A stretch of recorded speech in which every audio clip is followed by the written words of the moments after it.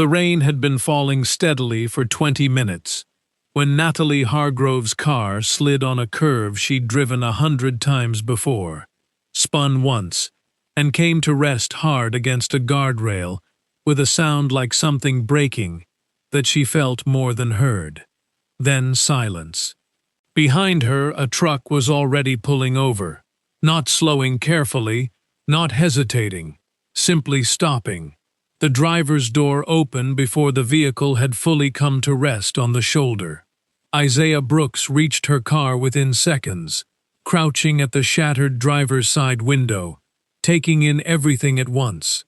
The blood at her temple, the way her head rested against the seat, breathing but unresponsive. He didn't panic. He'd learned across 18 months of managing every crisis in his life alone exactly how to move when panic wouldn't help anyone. He called 911, gave the location clearly, described her condition with the specific calm precision of someone who understood that clarity mattered more than urgency in his voice. Then he stayed. He didn't get back in his truck to wait. He crouched there, at her window, and began talking to her. Quiet, steady. The specific, gentle, continuous presence of a man keeping a stranger company in case, somehow, some part of her could hear him. Inside, unseen, Nathalie's eyes were open behind closed lids, awake, disoriented, listening. She had built a company worth $11 billion by making decisions quickly and defending them completely. She had never once, in 25 years, been changed by anything a stranger said to her, until a delivery driver, late for his daughter's recital, knelt beside her window and started talking. If something about this moment already has your full attention, if you can feel exactly what's about to happen, hit the like button right now. Subscribe if you haven't already, because we tell stories like this one every single week. Drop your country in the comments and let us know where in the world you're watching from. We read every single one. Now, let's go back to that morning, before either of them knew the other existed. That morning had started, for Isaiah, at his kitchen table, braiding his 7-year-old daughter's hair with the specific, careful patience of a father who had learned this skill entirely out of necessity rather than any natural ease with it. "Do you think Mom will be able to see me dance somehow?" Amara asked, the question arriving the way children's biggest questions often did, mid-conversation about something else entirely, delivered with complete seriousness. Isaiah's hands didn't pause on her hair. "She'll see you," he said. "I promise you that." 18 months earlier, Renee had died suddenly. An aneurysm. No warning, no chance for anyone to say anything they might have wanted to say. Isaiah had become, in the space of a single terrible afternoon, the only parent Amara had left, and had spent every day since learning, sometimes clumsily, always completely, how to be enough for her alone. Today was her first dance recital since. He'd asked his manager for the afternoon off 3 weeks in advance, a request granted reluctantly, with a clear warning attached about covering his route first, about what missing this specific window without proper coverage would mean for how his manager viewed him going forward. Before he left for his shift, Isaiah's hand paused, briefly, on a photograph of Renee still taped to the refrigerator. Not dramatically, simply a moment, the ordinary continuing conversation of a man still learning to be one parent instead of two. His route ran long that day. Longer than expected, longer than he'd budgeted for. By early afternoon, checking the clock in his truck, real anxiety had begun building. The recital started in 40 minutes, and he was 25 minutes away on a good day, in good weather, without traffic. The rain wasn't helping. He pushed his speed slightly, calculating and recalculating whether he could still make it, running the math the way he'd been running it in his head for the last hour. Then he saw the car ahead of him slide off the road. He didn't weigh the decision at all. Isaiah pulled over before his own truck had fully stopped rolling, already out the door and moving. He reached Nathalie's window, found her unconscious, blood at her temple, breathing but unresponsive. He called 911, gave the exact location, her condition, the specific calm competence of a man who had learned, through 18 months of managing crisis alone, exactly how to function clearly when it mattered. He checked his phone. 35 minutes until the recital. He was now, at best, going to walk in during the middle of it. More likely, he'd miss it entirely. He didn't get back in his truck. He crouched at her window instead and began talking to her. Steady, quiet, the specific gentle presence of someone who understood, more directly than most people ever have to, exactly how much being alone while hurt could cost a person, regardless of whether they could hear him at all. "Ambulance is coming," Isaiah said. "You're not alone out here. I'm right here." He glanced at his phone again. 28 minutes. "I'm supposed to be at my daughter's dance recital right now," he said, more to himself than to her, the specific, unguarded honesty of a man filling silence with what was actually sitting in his chest. "First one since her mom passed. I asked for the afternoon off 3 weeks ago. Might not make it now." Inside, Nathalie's breathing stayed carefully controlled, her eyes still closed, listening with an intensity she hadn't felt directed at anything in longer than she could easily remember. "She'll understand," Isaiah continued. "And if she doesn't yet, she will one day. Because showing up for somebody when it actually costs you something, that's the only kind of showing up that means anything. Anybody can be there when it's convenient." Nathalie's jaw tightened, almost imperceptibly. Something in the sentence had landed somewhere specific and recent. A boardroom decision.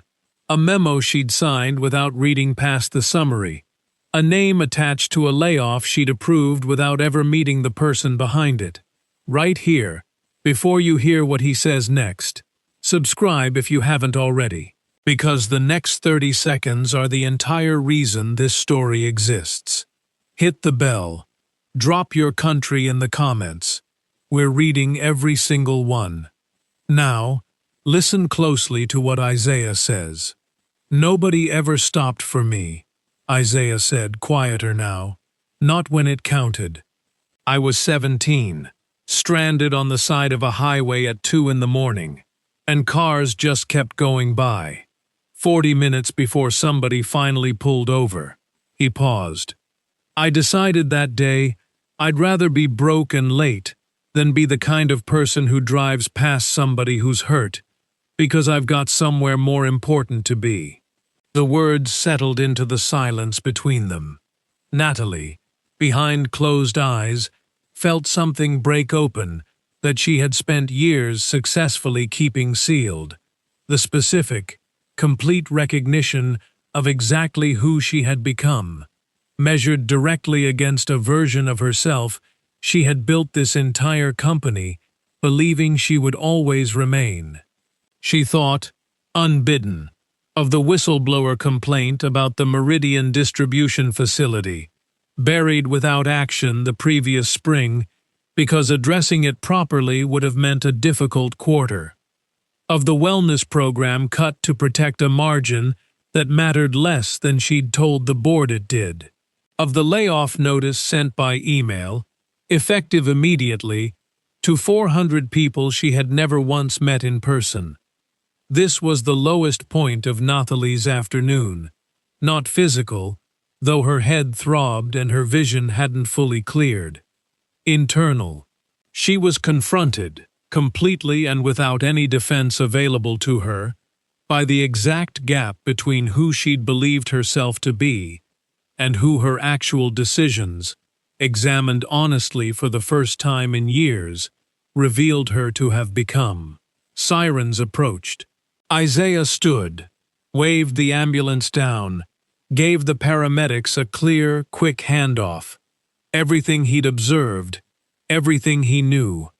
As they moved Nathalie onto a stretcher, her eyes opened. Genuinely, this time. No longer pretending. She looked directly at Isaiah for the first time. "Thank you," she said. Her voice came out smaller than her public register, unguarded in a way nobody at Hargrove Consolidated had heard from her in years. "You're going to be all right," Isaiah said, already checking his phone. 19 minutes. They've got you now." "Wait," Nathalie said, as the paramedics began wheeling her toward the ambulance. "Your daughter. Go, please. Don't be late because of me." Isaiah looked at her for a moment, a genuine, direct exchange between two strangers who would very likely never see each other again. "I wasn't going to leave somebody hurt on the side of the road," he said simply. "That's not something I negotiate." He watched the ambulance pull away, then ran to his truck. Isaiah drove faster than he probably should have, arrived at the recital with 11 minutes left in the program, missing Amara's first number entirely, but not the second, slipping into a seat near the back just as she took the stage again. She spotted him instantly. Her face broke into the specific, complete joy of a child who wasn't sure her father would make it and was overwhelmed, in the way only 7-year-olds can be, that he had. He watched her dance, tears he didn't bother hiding, thinking of Renee, of the promise he'd made that morning braiding Amara's hair. "She'll see you, I promise you that," feeling, in this exact moment, that the promise had somehow, impossibly, been kept. At the hospital, Nathalie lay in a recovery room, minor injuries, cleared to go home within a few hours. Diane Kessler arrived within the hour, finding her boss staring at the ceiling with an expression Diane hadn't seen on her in years. "You're all right?" Diane asked. "I need you to pull the file on the Meridian Distribution Facility complaint," Nathalie said. "The one we closed without action last spring." Diane went very still. "Nathalie, I need to reopen it. Properly this time. And I need the wellness program numbers from before we cut it. I want to understand exactly what we actually saved against what it actually cost." Diane studied her for a long moment, the specific, careful attention of someone who had worked beside this woman for 18 years and knew precisely how rare this register in her voice actually was. "Something happened out there," Diane said. "Not quite a question." "Someone talked to me," Nathalie said. "He didn't know I could hear him. I don't think I've heard anyone say anything that honest to me in years." Weeks later, Nathalie stood before her board, presenting a reversal. The wellness program restored in full. The whistleblower complaint fully investigated and addressed with real institutional changes. A broader review commissioned of every major decision made under pure margin pressure over the past 18 months. A board member pushed back, citing cost. Nathalie's response carried none of her old defensive precision. Something steadier, more considered, more willing to simply be disagreed with. "I made a lot of decisions this past year that were individually justifiable and, taken together, indefensible," she said. "I'm not asking permission to fix that. I'm telling you it's happening." Diane, watching from across the table, recognized something in her that had been absent for longer than she'd fully realized until this exact moment of its return. Weeks after that, Isaiah sat at his kitchen table on an ordinary evening, helping Amara with homework. Renee's photograph still taped to the refrigerator, exactly where it had always been. His phone buzzed with an unfamiliar number. He nearly let it go to voicemail. Mr. Brooks? This is Nathalie Hargrove. You probably don't recognize the name. You helped me after a car accident a few weeks ago. Isaiah was quiet for a moment, placing it. You're okay? I'm okay, Nathalie said. I wanted to call and tell you something. You said some things that day, thinking I couldn't hear you. I heard all of it. Isaiah was quiet again, genuinely surprised, running back through what he'd actually said, what he'd assumed had disappeared into an unconscious woman's silence. I don't need anything from you, he said finally. I hope you're doing all right. I am, Nathalie said. Better than I was. Because of what you said. She didn't offer him money. Didn't offer a job, a gesture. Anything designed to even as account she seemed to understand, correctly, couldn't actually be evened. She simply thanked him, genuinely, and let the conversation end there. The specific dignity of a debt, acknowledged without ever being converted into a transaction. Isaiah set the phone down. Amara looked up from her homework. Who was that, Daddy? Just somebody I helped once, Isaiah said.